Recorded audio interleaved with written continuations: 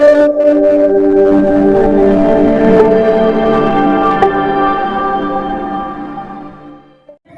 करते हैं आज का वीडियो लेक्चर। तो जैसा कि आप देख रहे हैं कि बोर्ड पे क्वेश्चन लिखा गया है जो मैथ का ऑब्जेक्टिव क्वेश्चन है, और ये जितने भी क्वेश्चन आज का है वो सभी इंपॉर्टेंट है आपके एग्जाम के दृष्टि से। जिसमें पहला क्वेश्चन कहता है, चलिए आइए हम क्वेश्चन को पढ़ते हैं। तो पहला क्वेश्चन कहता है कि द्विघात समीकरण 3x² - 2x + 1/3 बराबर 0 के विवेचक का मान क्या होगा।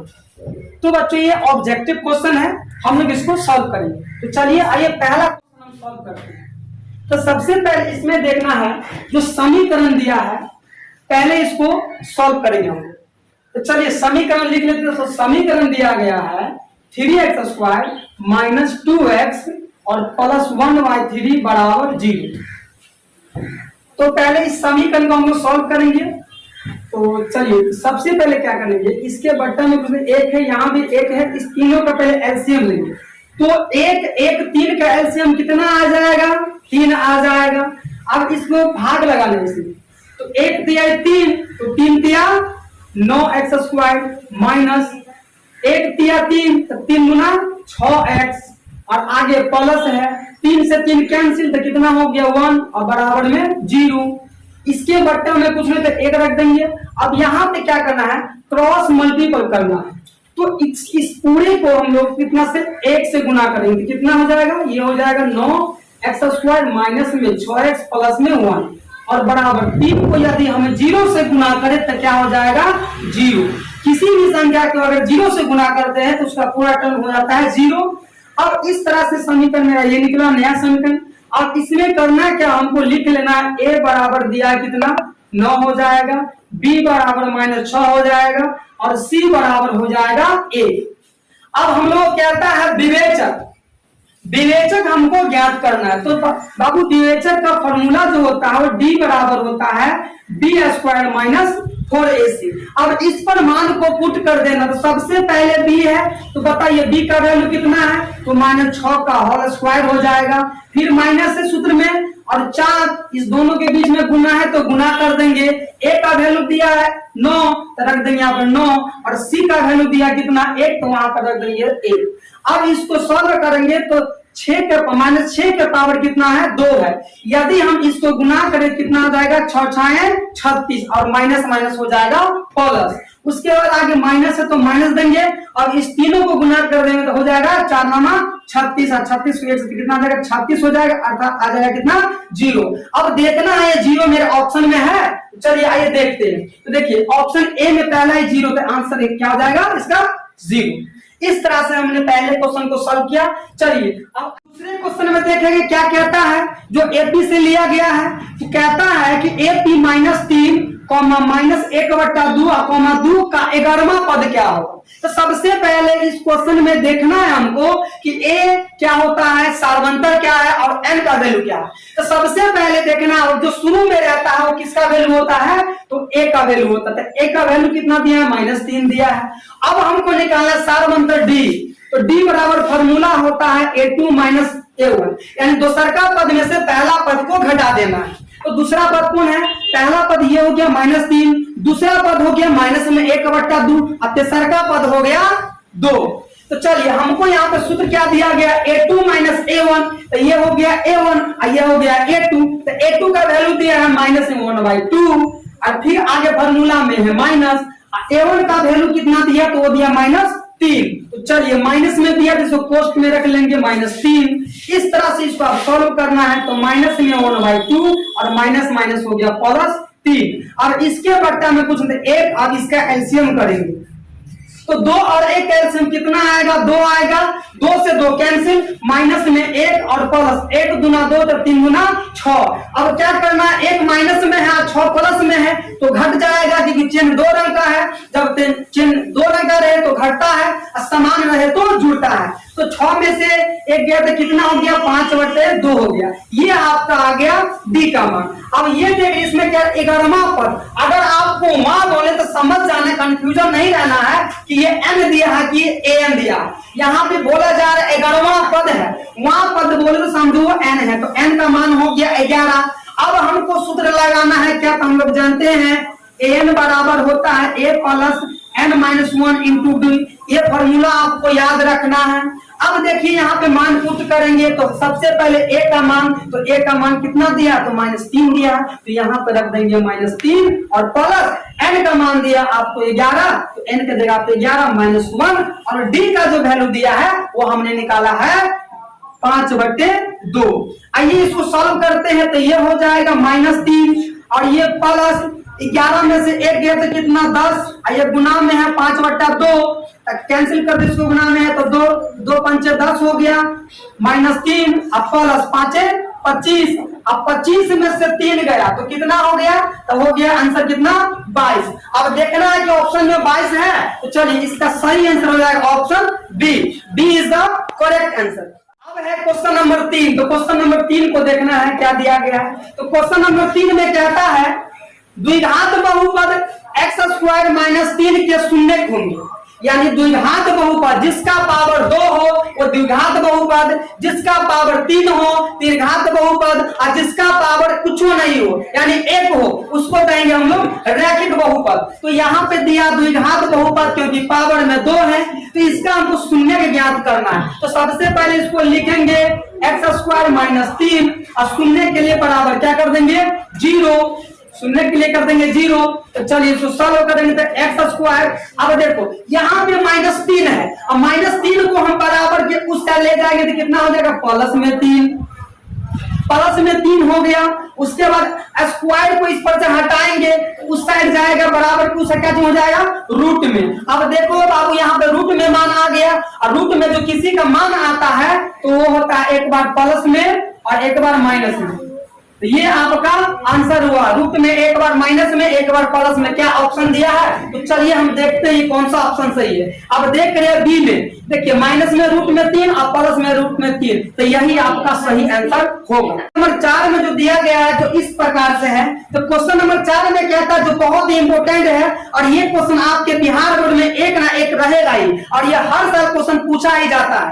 जैसे यहाँ पे योग पूछ रहा सुनने को, कभी कभी इसका गुना पूछ लिया जाता है। तो क्वेश्चन जो इस प्रकार से है, कहता है क्वेश्चन में बहुपद 6x² माइनस में 11x प्लस में 3 के शून्यकों का योग ज्ञात करना है। क्या ज्ञात करना है, योग यानी जोड़ ज्ञात करना है। तो सबसे पहले जो समीकरण दिया, जो द्विघात समीकरण दिया उसको लिखेंगे। तो दिया गया द्विघात बहुपद है 6x² माइनस में 11x और प्लस में 3, ये आपका द्विघात बहुपद है क्योंकि पावर में 2 है इसलिए द्विघात बहुपद है। अब इसमें देखना है कि सबसे पहले हमको एबीसी का मान निकाल लेना है। तो चलिए ए का मान हो गया इसमें कितना 6, बी का मान हो गया इसमें कितना -11 और सी का मान हो गया आपको 3। जो शुरू वाला होता है स्क्वायर के पहले जो गुणांक होता है वो ए का वैल्यू होता है, बीच वाला जो होता है वो बी का वैल्यू होता है, लास्ट वाला जो अक्षर संख्या होता है वो सी का वैल्यू होता है। तो चलिए अब हमको पूछा जा रहा है क्या इसमें शून्यकों का योग। तो योग बराबर होता है यानी 2 शून्य, एक अल्फा और एक बीटा, तो दोनों का योग अर्थात अल्फा प्लस बीटा बराबर होता है फॉर्मूला -b/a। क्या होता है -b/a, क्योंकि हमको यहाँ पूछा जा रहा है शून्यकों का योग। एक शून्यक हो गया अल्फा और दूसरा शून्यक हो गया बीटा, दोनों का जोड़ कर दिए बराबर फार्मूला होता है -b/a में a। तो चलिए b का वैल्यू का ये कितना यहाँ पे हम निकाल चुके हैं, तो b का वैल्यू हो गया अब कितना, पहले माइनस रखना है, उसका कोष्ट में है b का मान क्योंकि माइनस में है तो लो हमने रख दिए 11 माइनस में और बट्टा में a का मान बोल रहा है तो a का मान कितना है 6 हो गया तो 6 रख दिए और ये माइनस माइनस क्या हो गया प्लस यानी 11/6। अब देखेंगे कि ऑप्शन में 11/6 है या नहीं। ऑप्शन ए नहीं है, हाँ यहाँ देखिए ऑप्शन सी में है 11/6, इसका आंसर हो जाएगा ऑप्शन सी। क्वेश्चन नंबर 5 में क्या कहता है देखेंगे।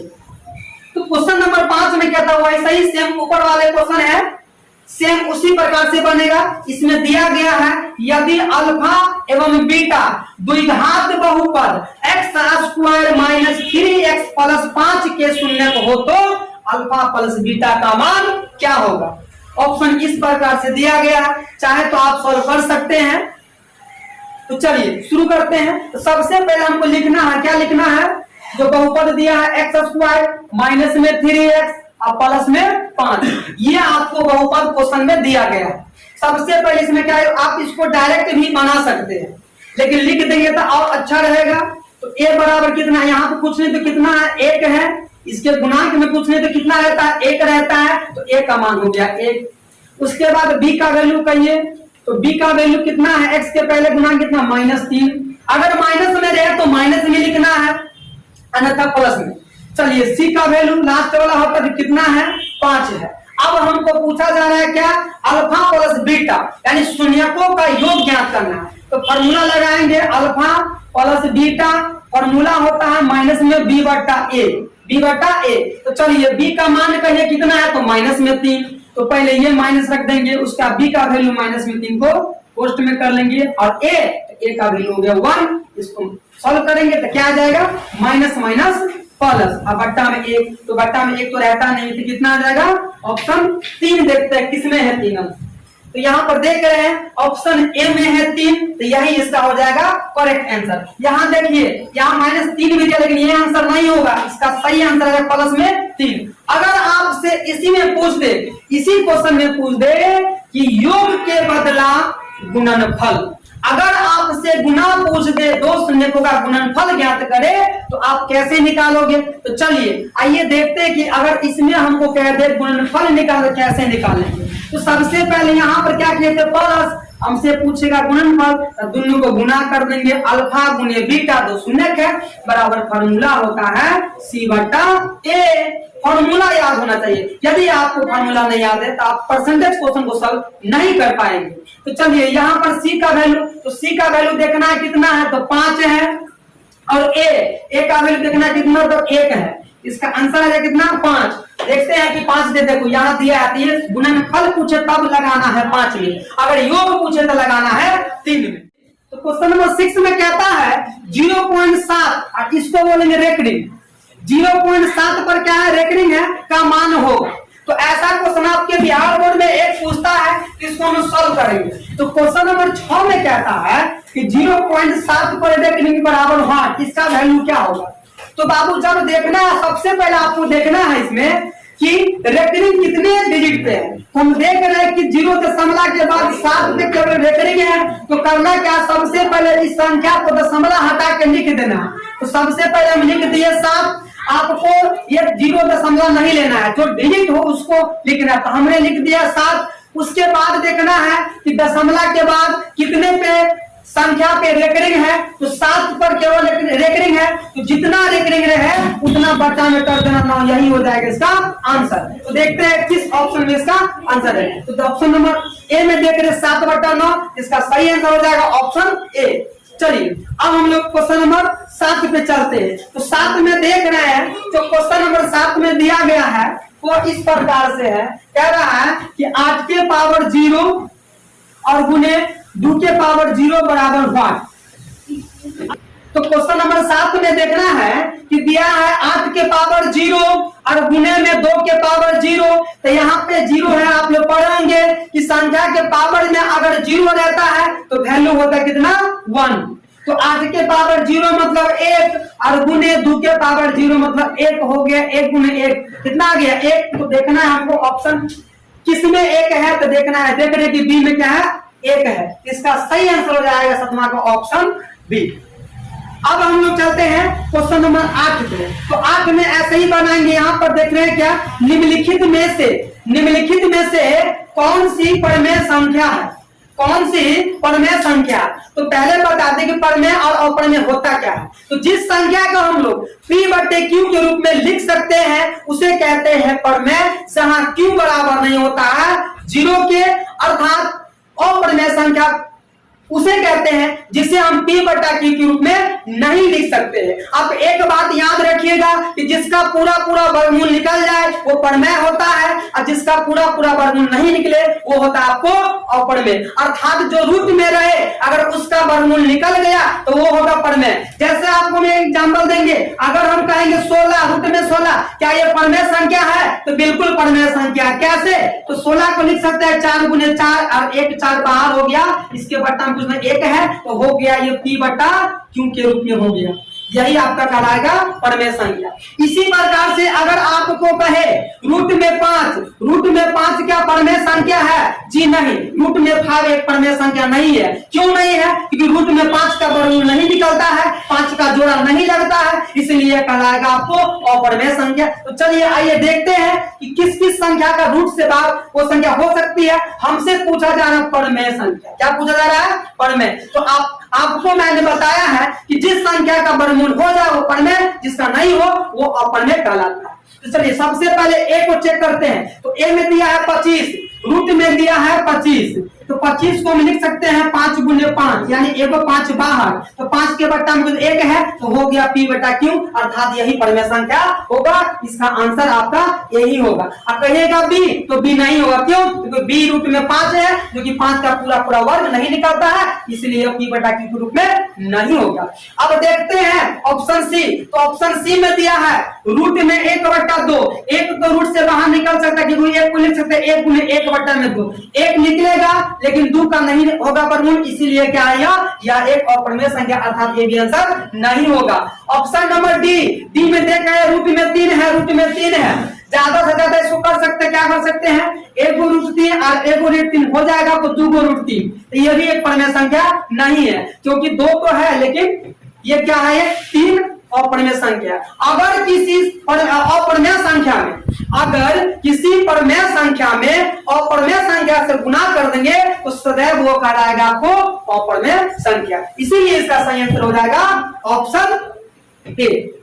अब है क्वेश्चन नंबर 9, जो बहुत ही इंपॉर्टेंट क्वेश्चन है और हर साल आपके एग्जाम में ऐसा क्वेश्चन पूछा ही जाता है। इसीलिए बच्चों आप लोग से रिक्वेस्ट है, इस क्वेश्चन को अच्छी तरह से, इस क्वेश्चन को आप अपने दिमाग में बैठा लीजिए कि एग्जाम में जाएंगे तो इस क्वेश्चन को इस तरह से ही सॉल्व करना है। क्वेश्चन नंबर 9 है, 9 में दिया गया है, क्या दिया गया है बच्चों? तो कहता है अल्फा और बीटा द्विघात बहुपद, यानी बहुपद को हम इस तरह से सूचित करते हैं। द्विघात बहुपद दिया है x² - 3x + 5। तो हमने आपको बताया था इससे पहले वाले क्वेश्चन में भी कि सबसे पहले इसका ab का मान निकालना है। तो a का मान कितना हो गया? जो x² का गुणांक होता है, पहले कुछ नहीं तो कितना 1 से गुणांक है, इसका हो जाएगा a का मान 1, और b का मान कहे तो बीच वाला होता है, तो कहिए b का मान -3 हो गया, और c का मान होता है लास्ट वाला, अर्थात एक अचर संख्या, तो ये हो गया 5। हमसे पूछा क्या जा रहा है? का मूल हो तो 1/अल्फा प्लस 1/बीटा। तो सबसे पहले इसको लिखेंगे 1/अल्फा और 1/बीटा। अब देख रहे हैं ये एलसीएम करेंगे, इसको बट्टा पर का जोड़ है, तो चलिए आइए इसको एलसीएम लेते हैं। तो सबसे पहले अल्फा बीटा है, दोनों डिफरेंट है, अगर सेम रहता तो सेम एलसीएम आ जाता, लेकिन दोनों अलग अलग है, इसलिए दोनों को कर देंगे गुना, तो हो जाएगा अल्फा गुने बीटा। अब भाग लगाएंगे इतना से, तो अल्फा से अल्फा कैंसिल, क्या बच गया? बीटा, और ऊपर में भी 1 है, तो 1 से बीटा से गुना हो जाएगा बीटा। अब है आगे प्लस, अब फिर बीटा से भाग लगाएंगे इस दोनों में, तो बीटा से बीटा कैंसिल, क्या बच जाएगा? अल्फा, और अल्फा को 1 से गुना करते हो जाएगा अल्फा। अब आप देख रहे हैं फॉर्मूला आ गया अल्फा प्लस बीटा, अर्थात हम इसको ऐसे भी लिख सकते हैं अल्फा प्लस बीटा या फिर बीटा प्लस अल्फा। ये आ गया ऊपर में शून्यकों का योग, और ये हो गया शून्यकों का गुणनफल। तो हम लोग जानते हैं इसका फॉर्मूला, बताइए। अल्फा प्लस बीटा बराबर क्या होता है? तो -b बट्टा में a, और अल्फा गुना बीटा का फॉर्मूला क्या होता है? तो c बट्टा में a। तो चलिए, तो सबसे पहले यहाँ पर -b है, तो b का मान कितना दिया है? -3। कितना दिया? -3। तो ये वाला हो गया माइनस को पहले रख देंगे, और b का वैल्यू जो हो गया -3, तो पोस्ट में लिख लेंगे -3, और बट्टा में कितना? a, तो a का मान हो गया कितना? a, और फिर ये बट्टा डाल देंगे। ये तो वैल्यू जो लिखे हम -b बट्टा 1। अब किसका लिखेंगे? c बट्टा 1। ये c बट्टा 1 आया कहां से? तो अल्फा गुने बीटा बराबर होता है c बट्टा 1। तो लिखेंगे c का मान कितना दिया है? 5 लिखेंगे, और a का मान कितना? ये a है बच्चों, तो a का मान कितना हो गया? 1 हो गया, तो 1 लिखेंगे। अब यहाँ पर क्या कर देंगे? बट्टा का बट्टा तो पलटी कर दीजिए, -+3, अब बट्टा में 1, ये बट्टा हो गया किना को गुना में, और जब ये बट्टा पलटता है तो 1 गया ऊपर और 5 आया नीचे, तो इसका आंसर हो जाएगा 3 को गुना करेंगे 1 से तो 3, अब 5 को गुना करेंगे 1 से तो 5, अर्थात आ गया 3/5, इसका वैल्यू निकला, यानी अल्फा प्लस 1/अल्फा प्लस 1/बीटा का वैल्यू आ गया 3/5। तो चलिए आइए देखते हैं कि किस ऑप्शन में 3/5 है। तो यहाँ देख रहे हैं ऑप्शन ए में है 3/5, इसीलिए इसका सही आंसर हो जाएगा ऑप्शन ए। अब है बच्चों क्वेश्चन नंबर 10। जो क्वेश्चन नंबर 10 इस प्रकार से दिया गया, चलिए आइए इसको हम लोग पढ़ते हैं। तो क्वेश्चन नंबर 10 में कहता है बहुपद y² माइनस 6y और प्लस में 8, ये आपको बहुपद दिया गया, एक द्विघात बहुपद है का घात है। तो ऑप्शन में दिया है 2, 0, 1 और 3, और हम चाहते हैं कि इस क्वेश्चन का जवाब आप लोग कमेंट बॉक्स में जरूर दे। देखते हैं कि सबसे पहले इसका आंसर कौन देता है। तो आज के लिए इतना ही, अगले वीडियो में हम लोग फिर मिलेंगे।